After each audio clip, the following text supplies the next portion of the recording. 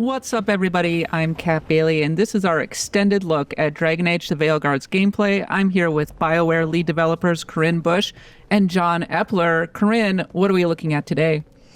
Hey y'all, so today we're going to be helping out one of our companions, Davrin. This is part of his personal arc to rescue the griffins long thought extinct. We're going to take a quick journey through the lighthouse, your base of operations. We're going to head into the crossroads and make our way to the dark swamps of Hossberg wetlands. So you're in the lighthouse, as Corinne mentioned. This is your base of operations that you inherited willingly or unwillingly from Solus. It is located in the Fade. It's where Solus was able to start planning his rebellion against the Elven gods millennia ago. Right now, you and your team have occupied it, started to build it, started to shape itself around your personality. As Corinne mentioned, we are going to go talk to Davrin, who is located up above. And each of these spaces kind of shapes itself around your companions as they live there, as they basically spend their arcs in those rooms. And we see here the glowing light above indicates Davrin's ready for us. Let's check in with him. Something wrong? We got a message. A place called the Cauldron was attacked. That's some sort of Grey Warden tavern. It's a secret Warden readout. No idea what goes on there. Then why are you involved? Because whatever attacked it sounds like the Gloomhowler. So earlier in Davrin's arc, you were introduced to his nemesis, the Gloomhowler, a creature that's been hunting and stalking wardens for quite some time. It's kidnapped a bunch of other griffins. Davrin has been trying to track it down. Now he's got a lead, so we're going to go find this and go track this thing down. Now, Davrin, he prefers the direct approach. We're going to choose a tough response and see if we can get his approval. Then let's get rid of it. Had the same thought. What's left of the Wardens are still licking their wounds. So we handle this alone. Just go to the Cauldron and get the Griffins back. You have to promise to behave, boy. Listen to every word I say, stay out of trouble, don't do anything dumb, and don't eat any. I think we get the point. Lancet and Remy told me there's a word for the bond between a griffin and Warden moving as one. Turlum. Until Hassan and I have that, I'm supposed to keep him safe. I have to say that I find the griffin adorable. And very importantly, I know this is a question on everyone's mind. Yes, you can pet Hassan. Well, thank goodness for that. And all right, what are we going to be doing next? He's up for this. All right, we're going to finish getting this information from Davrin on the Gloomhowler, and we'll be off to Hossberg and the crossroads. Between Warden and Griffin starts by having faith in each other. Maybe. I suppose you were born for this sort of fight, boy. All talons and temper. And a sharp tongue to remind you of it. As long as he backs it up. So I assume that Hassan can be helpful during the gameplay? Oh, absolutely. In fact, a lot of Davrin's abilities revolve around calling Hassan in the heat of battle. I in particularly love when you're going against enemies, you see Hassan swoop down, especially if it triggers a combo between your companions. As Corinne mentioned earlier, one of the interesting, fun things we've done is if you see the lights on in a room, companions have something to say, you can see Harding up in that space there, Nev behind you as well, and Belara. But we have a mission ahead of us. We're going to go find the Gloomhowler if we can, and we're going to go through the crossroads in order to do that. And the crossroads, if you've played previous Dragon Age games, Trespasser in particular, is a location in the Fade that contains a number of alluvions, allowing you to travel across Thedas in a matter of minutes. But at this point, the crossroads are under assault by the other elven gods. It's a dangerous place, and we are going to be in for a bit of a fight.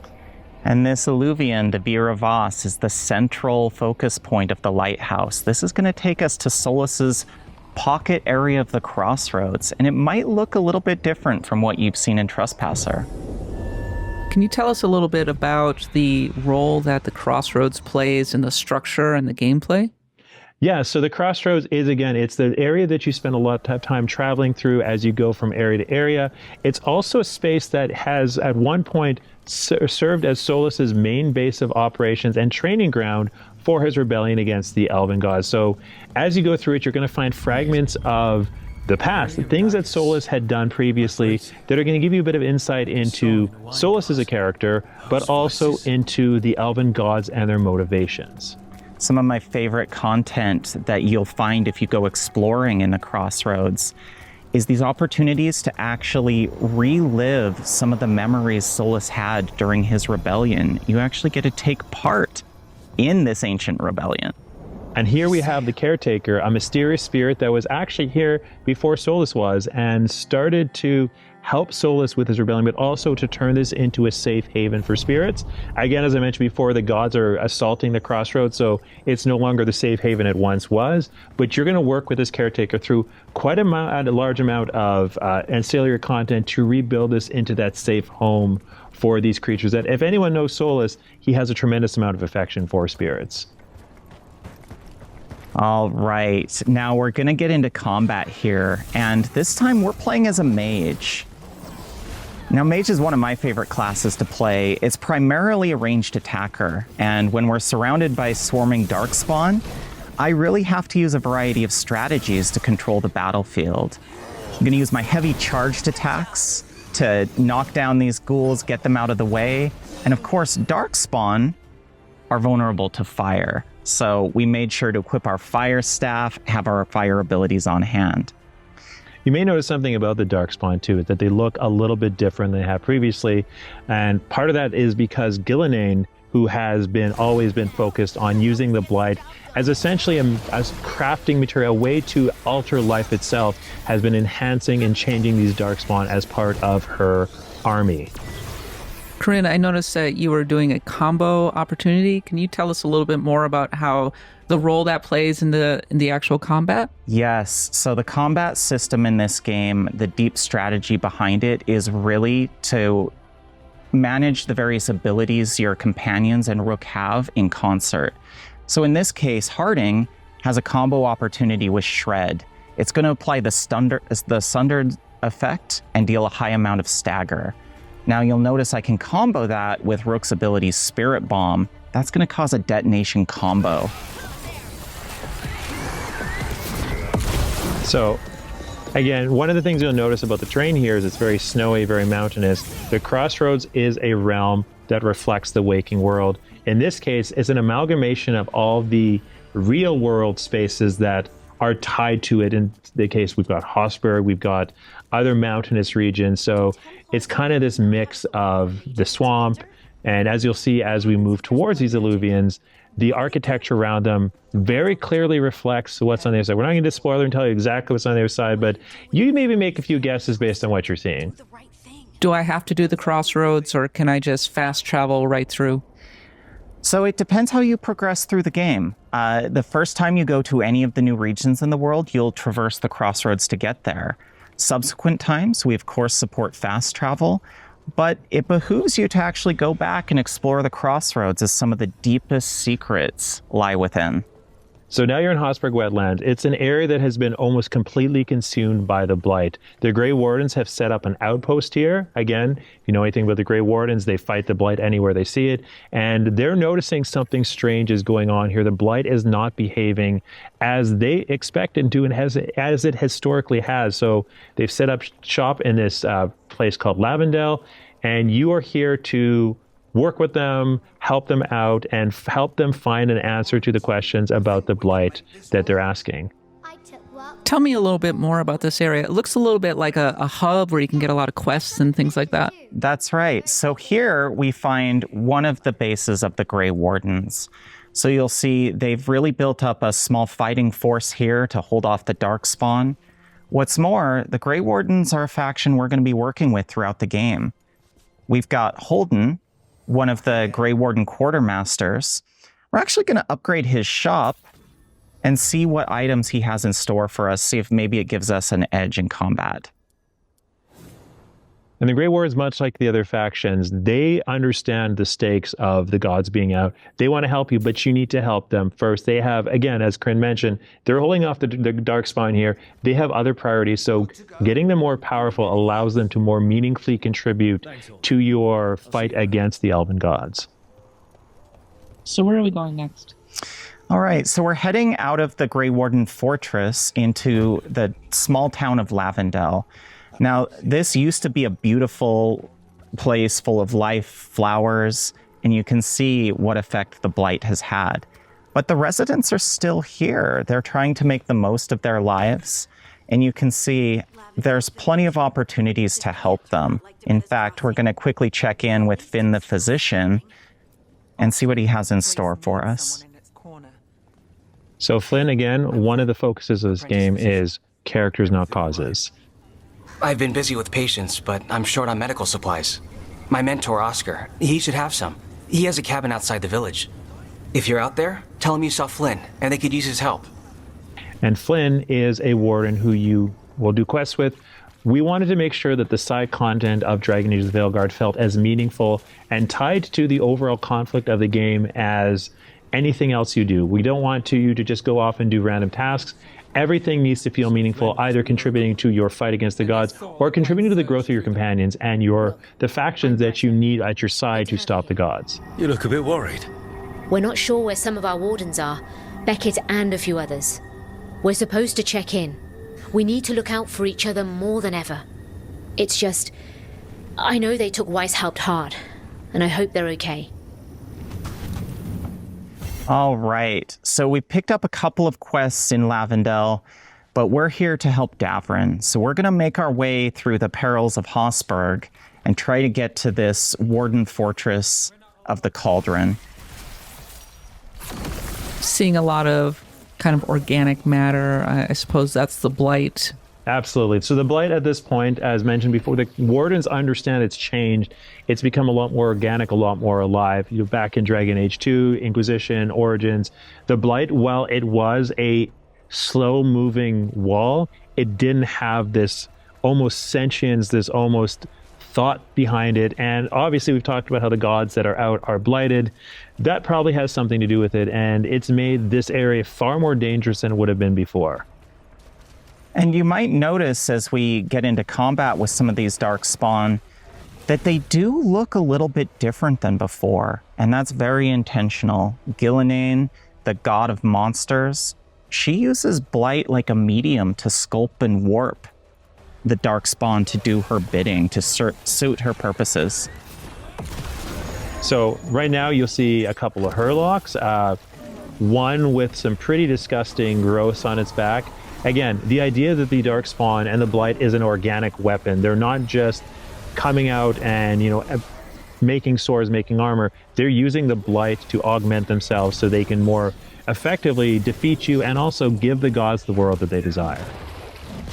All right, now I'm actually going to switch to my Orb and Dagger on the Mage. And those of you that were fans of the Knight Enchanter in Dragon Age Inquisition, you might feel right at home with this. This is a more melee-focused, more agile version of the Mage. One of the main mechanics here is you can use this elemental orb to apply stacks of elemental damage to the enemy, and then unleash them with your dagger to detonate them. So, again, we're in, you'll notice that there are Blight pools. The Darkspawn aren't just coming out of nowhere. The Blight is spawning them. Again, part of Gillenane's attempt to turn this into an army for the gods is to use these Darkspawn, not just, again, whereas you have the Venatori and the Antam, one case representing magical power and the other case representing physical strength, the Darkspawn are representing overwhelming force. That was a pretty clutch heal a little earlier, by the way. We've talked at length before that our fans have asked us, where is the healing magic? Can you bring it back? And Nev in this game, happy to oblige with a kit of healing spells. So one of the interesting things that I love about our companions is each of them, their abilities, the way that they're built, they're very thematically appropriate to the character. They're very focused on making sure that the gameplay and the narrative are as closely aligned as possible.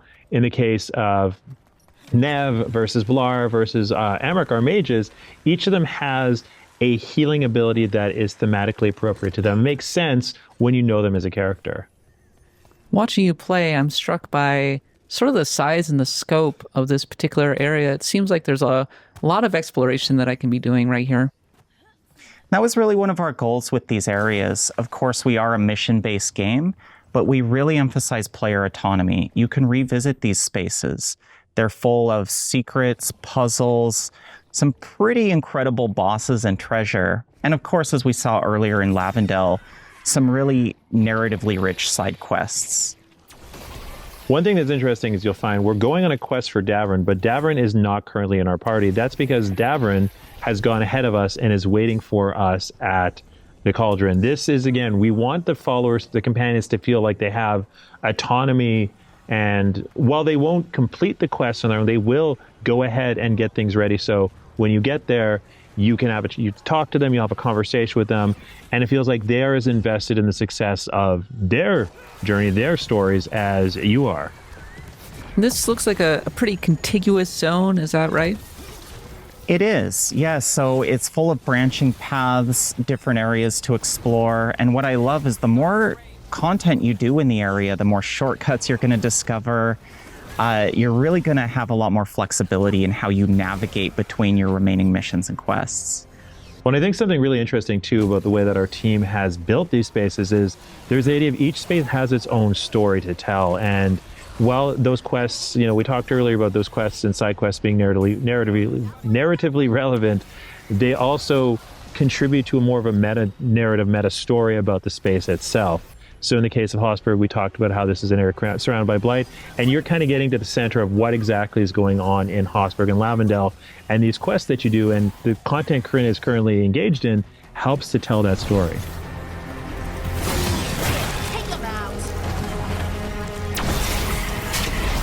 All right, we can see our companions are up here attacking this dark spawn on their own. Let's give them a quick hand.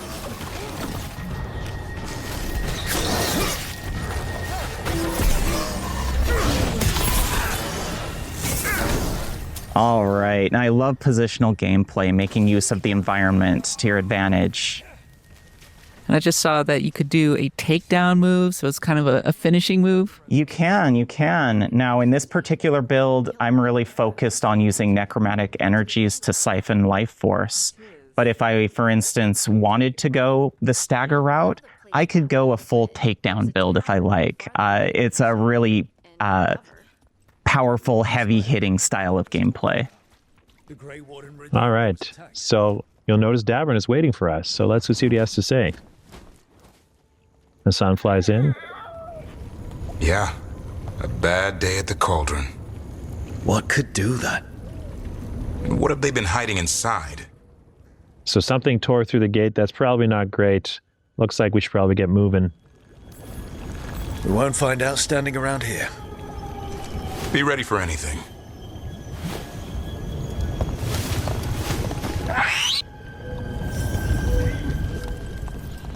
So because we don't have Davrin in our party, he's going to move ahead and wait for us while we bring Nev and Harding along to clear a path for ourselves to find Davrin and get to where he is. Can you talk a little bit about how Nev and Harding sort of synergize during the combat?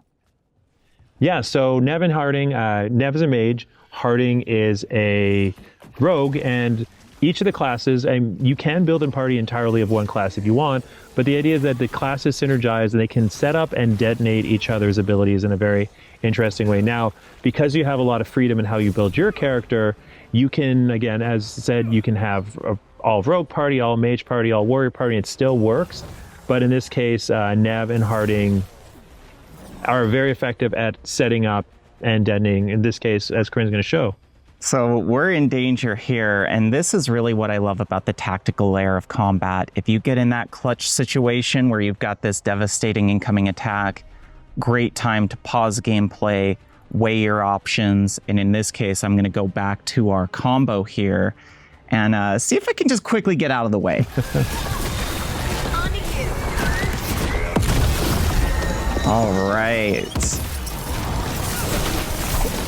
You can see I've applied siphoning to these enemies, so I'm actually going to be leeching their health when I use my mage beam. Now you'll notice there's blight boils throughout the area, and that's part of our philosophy on the combat encounters. If I don't destroy these blight boils, ghouls are going to continue to emerge. So I'm really focused on what targets do I take down first? This enemy is a little bit weaker. I think I'm going to have my companions focus on them while I deal with this grenadier that's given me some problem. Yeah, I will say, and that's, I'm not on the stick. Corinne is much better at this game than I am. And You say that? Well, most of the time, yes, 100%. But each enemy, again, really leaning into the organic. What I love about the grenadiers is they basically rip off pieces of themselves and throw them at you, which explode as blight. And again, really leaning to the idea that the blight is organic and disgusting. One thing that I'm noticing is that the combat encounters can get pretty intense. You end up fighting a lot of different enemies. You can absolutely die if you're not careful. Yes, and this, as we mentioned earlier, this is well into the game. So combat counters have really ramped up. And it really shows the importance of positioning, using your companions wisely, and looking for those synergies and combos. Now, this is interesting. We just went down. We've built our companions to be able to come to our aid. So we're actually going to use a revive here. And Nev to the rescue. And as Corinne mentioned, this is later in the game. And Hosberg itself is what I would consider a later game area. And the encounter is a little bit more challenging. It's a more dangerous space. This shows up in the encounter, but it also shows up in the visuals, the storytelling here. This is a place that you don't want to be. You don't want to be in Hosberg. It is full of darkspawn, full of blight, and generally not a pleasant place to be. Well, we'll be able to explore more of the Cauldron when Dragon Age: The Veilguard comes out on October 31st. In the meantime, we are going to be continuing on with our IGN First coverage of Dragon Age.